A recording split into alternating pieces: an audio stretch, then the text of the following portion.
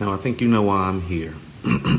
These year-end lists are coming out, and what I'm seeing going on is some of the troublesome things that, quite frankly, Mike and I have been disseminating and breaking down since we started doing the live show on According to Hip Hop. B-Dot's list is just not good because you don't listen to the music, fam. And I think I can prove that you don't listen to the music, because I'd actually like to challenge you to a debate with your list versus our According to Hip Hop list, to actually see where your hip hop knowledge is at currently, because I don't think it's up to snuff and up to par. And your list is disrespectful.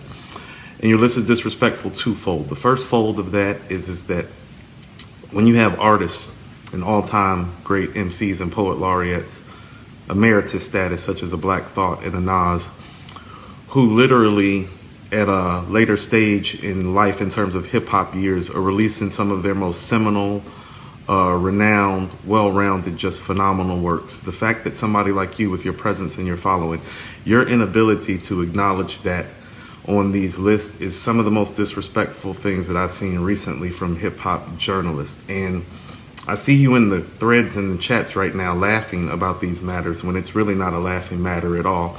I don't think you've done your due diligence as somebody who exists in this sphere that makes lists like these. And respectfully, I would ask you, if you're not going to do your due diligence and listen to these albums in full, then don't put these lists out, because what you're doing is you're disrespecting the artists and their craft. And then there's the second side of it, the twofold. Well, you're disrespecting people like me. You see, I get up every week of every year and break this down, and quite frankly, I am the best at it right now, and I don't think that you're any good at it at all. And I would like to invite you on According to Hip Hop to show you. Now, I understand that you may not want our platform to grow because, well, quite frankly, you know, me having some sort of ascension would put, you know, your position in jeopardy. So I'll come on yours, but I'm also just gonna let you know that if I have to come on your platform, like, I'm really gonna undress you and just leave you with the tie clip and a belt, and you're gonna get undressed by the likes of me anyway, because I really am somebody who, like, sacrifices time with my mother and with my daughter and with people who I'm close to live and breathe this fairly and unbiasedly through a music review. And so when you pull up and do these lists, and I can tell that you're not me, like you haven't put in the work and done anything really all year, really listen to these projects, well, now you're being disrespectful to me and being disrespectful to Mike D and disrespectful to people who are really putting their time in and putting the integrity in on the journalistic side of things in this hip hop media to try to reverse the spear. You're part of the problem, not part of the solution in my eyes. And if you're not, I want you to step to the stage and prove it. And that's the same for HipHopDX as well. God Did is not the best verse this year. Y'all either have somebody's hand in y'all back, like literally making y'all dance like Pinocchio, or you just didn't listen to, like, I don't know, anything Black Thought or Nas said this year. Kendrick Lamar's album isn't good.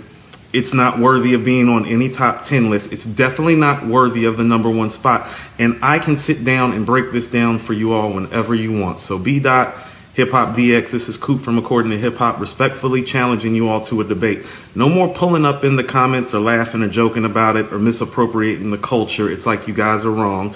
You haven't done your due diligence. And so now you need to step to the table and step to the forum, or to quote the Gangstar album, step into the arena and really get dealt with appropriately. Y'all are not going to keep on misappropriating hip hop in the media this way. Jay-Z doesn't have the verse of the year.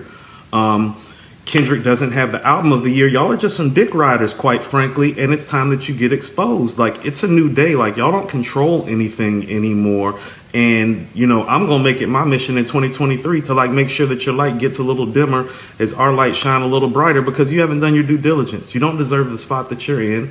And respectfully, I can show you all of that. So, you know, if you have a backbone or a spine, or even think you know your rap shit, and I don't think any of you do compared to me, please step to the table. You can get with Mike D. You can hit me up directly. I wouldn't advise doing that. You're going to catch a fade if you do.